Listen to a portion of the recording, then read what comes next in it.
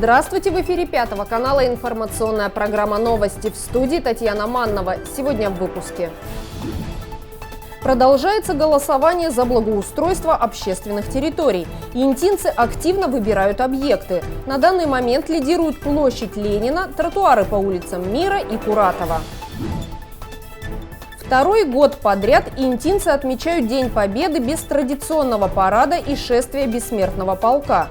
9 мая горожане приняли участие в торжественной церемонии возложения цветов к подножию мемориальной композиции «Клятва» в память о своих героях, защитниках нашей страны.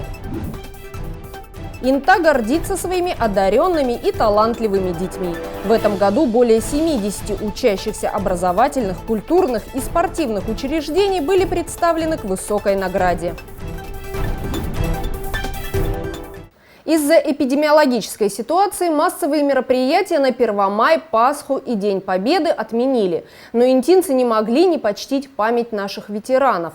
Всех тех, кто не вернулся домой с фронта, тружеников тыла и жителей блокадного Ленинграда. В День Победы 9 мая прошла торжественная церемония возложения цветов к монументу «Клятва» на Комсомольской площади. В течение первой половины дня коллективы различных учреждений и предприятий неравнодушные интинцы несли цветы к памятнику.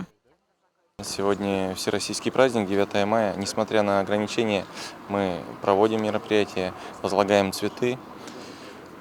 Конечно же, все интинцы хотели бы этого праздника, обращаются, но надеюсь, что на следующий год мы его сделаем массово и все мероприятия проведем должным образом. Все выйдем на парад и проведем его. Конечно, 9 мая – это, безусловно, самый любимый и самый трогательный праздник для всех россиян и для интинцев. Из нашего округа ушло очень много наших земляков на фронт. Многие из них не вернулись. И, конечно, мы помним подвиг этих людей и подвиг тех, кто своими жизнями дал возможность нам всем оставаться сейчас здесь. Мы не забываем наших ветеранов, помним их. Желаем им крепкого здоровья, самое главное. И, конечно, в этот праздник ни один ветеран не будет забыт. А мы сейчас пришли почтить память павших на нашу площадь, площадь Комсомольскую, к нашему памятнику. И, конечно, сегодня возможность такая будет у каждого интинца – возложить цветы, постоять, помолчать, вспомнить своих родных и близких. И мы призываем все равно это не простое время для каждого из нас вспомнить это и не забывать то, что было сделано давно. Но, как говорится, люди живы, когда о них помнят. Давайте вспоминать о них очень часто и много. С каждым годом все меньше остается участников и свидетелей подвигов наших солдат во время Великой Отечественной войны. На данный момент в Инте уже не проживают ветераны-фронтовики. Осталось только 2 жительницы блокадного Ленинграда. В нашем городе живет достаточно много тружеников тыла, детей войны, узников концлагерей. Несмотря на ограничения, ветераны всех ветеранов мы поздравляем, всем вручаем подарки, всех посещаем, все они остались не без внимания. Ветераны, каждый из категорий ветеранов в эти дни получил праздничные подарки и поздравления. А сегодня состоится возложение цветов к памятнику, к мемориальной композиции в память погибших в Великой Отечественной войне. И возложение будет проходить так же, как в прошлом году, по графику. Это связано с определенными ограничениями по коронавирусу. Поэтому все равно у каждого интинца есть возможность подойти к памятнику и почтить память павших. И действительно много интинцев просто подходили к монументу «Клятва» и возлагали цветы. Кто-то искал на плитах с именами погибших интинцев своих родных и оставлял гвоздики там. Депутаты, руководство округа, коллективы бюджетных учреждений, военные, сотрудники следственного отдела, молодежь и ветераны. Все они и многие другие пришли в этот день почтить память участников боевых действий и тружеников тыла. Многие семьи затронула Великая Отечественная война. Мой дедушка Еременко Василий Иванович, он был малолетним узником Бухенвальда, то есть из Донбасса их захватили, значит, как бы в плен и отправили в Бухенвальд. И по, не знаю, какой-то иронии судьбы, учась в Московском институте, я пошел в армию, забрали в армию и попал в группу советских войск в Германии и служил буквально там в 4 километрах от Бухенвальда. И когда нас повели на экскурсию, я был прям вот на месте барака, где сидел мой дед. Поэтому с войной, конечно, наша семья связана тесно, и мы все это помним, чтим, и этот праздник всегда у нас очень, очень почитаем. Торжественную церемонию проводят юноармейцы и волонтеры Победы. Кому, как не молодежи, держать флаги и растяжки, для них это почетная и важная миссия. Константин Ковалевич, выпускник лицея номер 1, сейчас учится в Москве. Но на длинные майские праздники вернулся в родную Инту. Здесь ему предложили принять участие в возложении цветов. Он, не раздумывая, согласился. Волонтером Победы я стал еще со школьных времен, когда учился в лицее номер 1. Анна Юрьевна пригласила меня поучаствовать в данном мероприятии. Мне очень понравилось. Вот, сегодня самый незабываемый праздник, который должны помнить все. Я считаю, что память нужно передавать из поколения в поколение, потому что мы благодарны своим прадедам, своим прапрапрадедам вот, за победу, за то, что мы есть на этом свете. Вот, сегодня у меня возложена, я считаю, очень значимая цель. Я буду возлагать венок на 9 мая, и я благодарен, что меня пригласили. Сейчас я выпускник будущий Российского университета транспорта МИИТ, и что меня пригласили, мне очень приятно. Интинцы приходили на площадь целыми семьями. Родители понимают, насколько важно нынешнему поколению, живущему в спокойное время, знать о том, какой ценой досталось нашим дедам и прадедам мирное небо над головой. Мы эту победу вовек не забудем.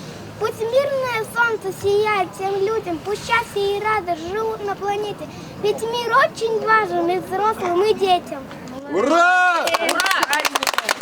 В начале 60-х годов в городе появилась красивая просторная площадь, получившая название Комсомольская. Позже здесь была установлена скульптурная группа, отражающая невосполнимые потери в Великую Отечественную войну. В канун 40-летия Победы скульптуры дополнили плитами с фамилиями погибших интинцев. Именно здесь ежегодно проходит торжественная церемония возложения цветов.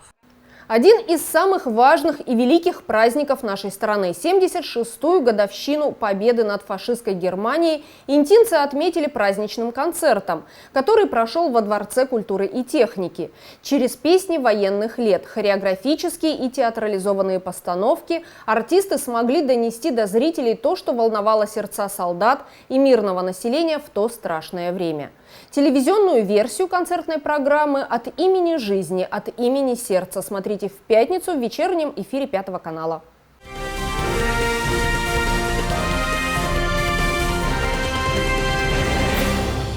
Более 15 тысяч жителей Коми проголосовали за благоустройство территорий в рамках федеральной программы формирования комфортной городской среды национального проекта «Жилье и городская среда» в 2022 году. В Инте в рейтинговом голосовании принимают участие 15 проектов. Около 2000 горожан уже сделали свой выбор. Самыми популярными проектами среди интинцев на данный момент являются ремонт площади Ленина, благоустройство территории между школой номер 8, асфальтирование тротуара по улице Куратова и по улице Мира с обеих сторон. Эти территории лидируют с большим отрывом. Я чаще хожу вот возле 8-й школы. Да, и вот там и люблю этот район, и когда-то там жила. Все. Будете голосовать за этот участок возле магазина «Адак», да? Да. А голосовать только за один объект? За один, да. Вот тут два объекта. Вот тут тротуар по Куратова и вот около Адака там тоже болото страшное. Вот здесь. Давайте тротуар. Нет, тротуар по улице Куратова. Там ходить совершенно негде. Я там каждый день хожу. Большинство интинцев голосуют за ту территорию, возле которой живет. Каждый горожанин хочет, чтобы его двор или сквер рядом с домом были благоустроены и выглядели современно. Я прочитала внимательно все 15 объектов, я уже с ними знакомилась. И подумала о том, что старый район города у нас достаточно красив и благоустроен. Когда мы там гуляем или идем в ДК, я обращаю на это внимание, как там хорошо. Сама сейчас я живу в новом районе, скажем так, на Морозово, поэтому думаю, что и там нужно сделать условия комфортными. Поэтому я проголосовала за 6-ю позицию, площадку вблизи детского мира. Неудивительно, что популярностью пользуется площадь Ленина, ведь это центр города. Здесь проходят все городские мероприятия на открытом воздухе. Здесь в выходные всегда многолюдно, сюда приходят гулять взрослые и дети. Я свой голос отдал в первый день голосования, отдал свой голос за площадь Ленина. Хочется, чтобы центральная площадь нашего города выглядела красиво, так как на ней проходит очень много мероприятий. Ну, сейчас, конечно, нет, период пандемии как бы до сих пор продолжается, но надеемся, что скоро пандемию снимут и будет очень много мероприятий. Все майские праздники интинцам помогали голосовать волонтеры. В нашем штабе добровольцев 30 обученных ребят. Парней и девчонок в синих куртках с надписью «Добровольцы Республики Коми» можно часто увидеть в общественных и популярных местах. Они также посещают предприятия и учреждения города. Мы заходим в учреждения культуры, в учреждения образования. Были вот в лицее номер 1, в школе номер 10, в гимназии номер 2. Нас встречают очень доброжелательно, и школьники, молодежь активно голосуют, чтобы был благоустроен наш город.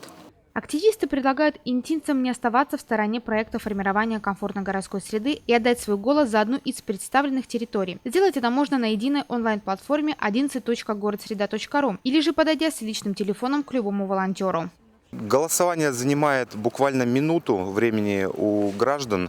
Гражданам нужно сообщить просто свои фамилию, имя и отчество и сказать номер телефона. И дать согласие на обработку персональных данных. На планшетах установлена программа по комфортной городской среде, с помощью которой принимаются голоса в течение 1 минуты. Информация по всем 15 объектам, которые предложены к благоустройству в городе, также представлена на сайте 11.городсреда.ру. По данным на 10 мая в Инте уже проголосовало более 1800 жителей. Это как? А идите, можно мы сюда? Здравствуйте. Здравствуйте. Вот, пожалуйста, ознакомьтесь с одним из объектов. Ну, я как бы с ним определилась. Определилась, да? Да. Так, вы еще не отдавали свой голос Нет, ни за какой объект. Так, что вы выбрали?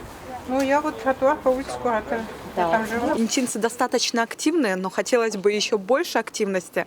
Территория победит та, за которую отдала большее количество голосов интинцев.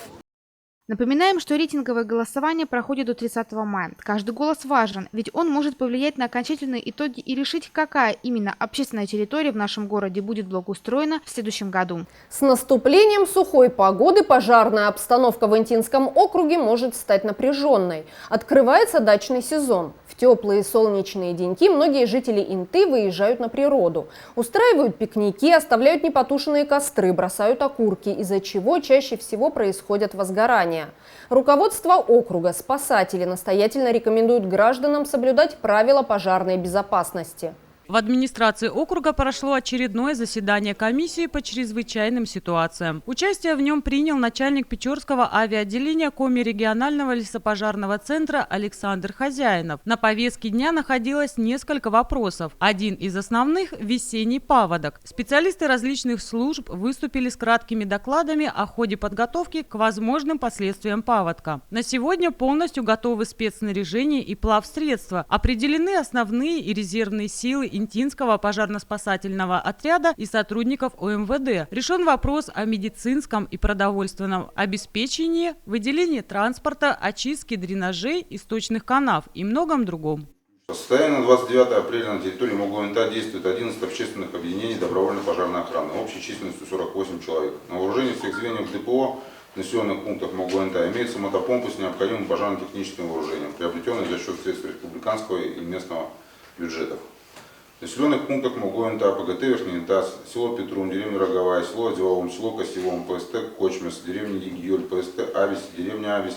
Имеется 13 мотопомп, из них 6 переносные мотопомпы талонов П-200, 1 единица передвижная мотопомпа Гейзер 1600 с комплектами пожарных рукавов, 6 штук портативных плавающих пожарных мотопомп, все мотопомпы исправны, 39 комплектов боевой одежды для участников добровольных пожарных звеньев в сельских населенных пунктах МОГУ-НТА. В администрации МОГУ-НТА имеется материальный резерв 7 мотопомп, 8 ранцев противопожарных, 5 рукавов пожарных. Сельские населенные пункты МОГУ-НТА обеспечиваются запасом ГСМ, бензином, маслом для мотопомп, имеющимся на вооружении ДПО. Далее присутствующие обсудили вопрос обеспечения пожарной безопасности в городе в преддверии весеннего-летнего пожароопасного периода. Начальник отдела надзорной деятельности напомнил, что необходимо организовать работу по уборке мусора и сухой травы. Рекомендовано запланировать и провести целевые противопожарные инструктажи с персоналом всех социально значимых предприятий города. Также специалисты обсудили вопрос привлечения добровольцев из числа местного населения для тушения лесных пожаров. на летний пожароопасный период 2021 года создать оперативную группу, назовем такую, с 50 человек добровольцев. Понятно, что наберем мы 50 человек или меньше, или больше, покажет время. Значит, наша задача состоит в том, чтобы мы провели большую агитационную работу в средствах массовой информации, где мы должны рассказать людям, что мы, так сказать, за их работу им, так сказать, возместим, простимулируем. То есть понятно, что это не бесплатно.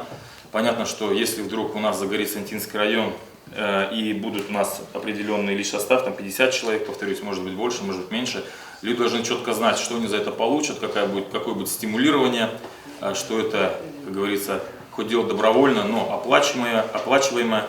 С 30 апреля в Коми объявлен пожароопасный сезон. В этом году, по предварительным прогнозам, ожидается теплое и сухое лето. На памяти пожарных до сих пор лето 2017 года, когда Инта горела как никогда. Опыт привлечения горожан в тушении лесных пожаров уже есть. На текущий летний сезон этот вопрос необходимо отработать заранее и всех желающих внести в список волонтеров. Так Инта не горела целых 30 лет. В 2017 году, да? В 2017 году, да, были 2 волны сухих гроз, и Инта очень плотно горела. Как всегда, кроме того, я хочу пояснить, что Печорское отделение в зоне ответственности у нас находится не только Интинский район, а Печорский, Усинский и Интинский. На данное время группа пожаротушения у меня в наличии всего одна. То есть 2 парашютиста пожарных и 5 десантников. То есть, по сути дела, это одна группа. Одна группа – это один пожар. Загорится Печора раньше, будем кидать на Печору. Загорится Усинск, будем кидать на Усинск. Загорится Инта, будем кидать на Инту. Естественно, у нас идет межрайонное реагирование, то есть при необходимости не перебрасывать уже силы с других районов, других муниципалитетов. Обычно у нас как получается? Север загорелся, юг заливает, а север всегда горит плотно. В этом году, кстати, очень неутешительные прогнозы. Горимость начинается с июня месяца. Как обычно бывает май, малая средняя горимость, обычно это в основном по югу. Июнь – похолодание. Начало-середины июля всегда пик лесных пожаров. В этом году, по прогнозу, который нам предоставил федеральный центр, июнь и июль. Июль, кстати, как вы можете посмотреть, кстати, кому-то интересно, на сайте лесопожарного центра есть этот прогноз. В июле горит весь север, вплоть даже Воркутинский район и наши соседи. То есть ожидается что-то серьезное.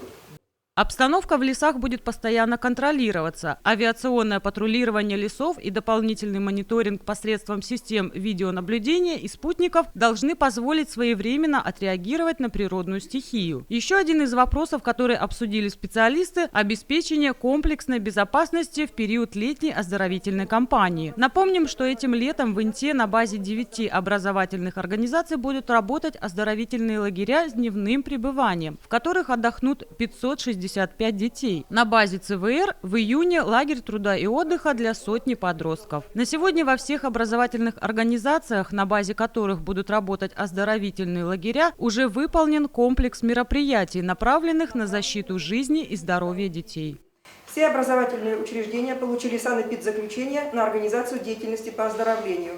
Во всех образовательных организациях, на базе которых будут работать оздоровительные лагеря, обеспечивается антитеррористическая защищенность объектов и территорий.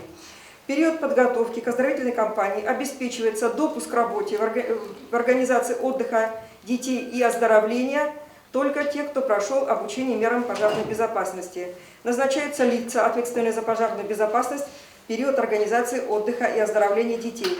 Обеспечивается круглосуточное дежурство обслуживающего персонала, наличие инструкций о порядке действий обслуживающего персонала на случай возникновения пожаров. Все образовательные организации оснащены металлическим ограждением по периметру здания, обеспечивается освещение в ночное время суток, оборудованы инженерно-техническими средствами охраны, тревожная кнопка, внутренняя наружная система видеонаблюдения, громкоговорящая связь, стационарные телефоны. Мэр Инты Владимир Киселев еще раз напомнил присутствующим о необходимости мониторинга обстановки в городе и недопущении каких-либо чрезвычайных ситуаций.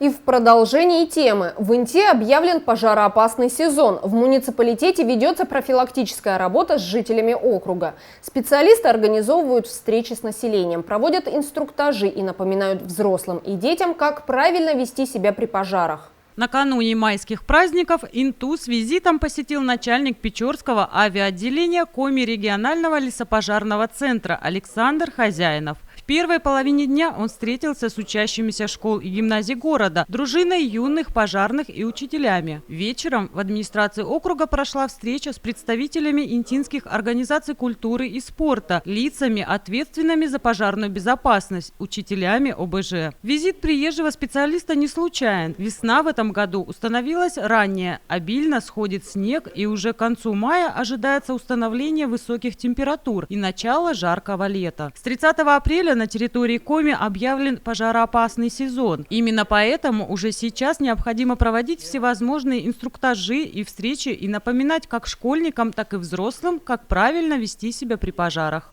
Многие учителя и классные руководители ходят со своими учащимися в походы. Бывают, посещают с туристическими путевками национальный парк Юга-2. Приезжий специалист провел подробный инструктаж по правилам поведения в лесу, горной местности в пожароопасный период. Стоит ли разводить костры, разновидности пожаров и их опасность, как правильно действовать, если случайно пожар застиг врасплох. Эти и многие другие вопросы не остались без ответа. Ежегодно в Инте вручаются денежные поощрения одаренным детям. Их получают самые талантливые школьники и студенты, которые достигли успехов в творчестве, спорте или образовании. В этом году денежных призов удостоились более 70 интинцев. Одна из самых многочисленных категорий призеров церемонии – одаренные дети и талантливая молодежь в сфере образования. Мы рады приветствовать вас в этом зале на ежегодной церемонии вручения призов в денежной форме муниципального образования городского округа Инта для одаренных детей и талантливой молодежи в сфере образования в 2021 году. В этом году денежными сертификатами в 4000 рублей были награждены 30 юных интинцев, победители, призеры и участники городских, республиканских и всероссийских олимпиад, конкурсов, соревнований и других мероприятий. Заслуженные награды им и их педагогам вручали глава округа, руководитель администрации Владимир Киселев и председатель совета округа Ирина Артеева. Денежные сертификаты получили учащиеся школы номер 5, школы номер 8 и 10, лицея номер 1, гимназии номер 2 и 3, средней общеобразовательной школы села Петрунь, учреждений дополнительного образования Центра внешкольной работы и станции юных натуралистов.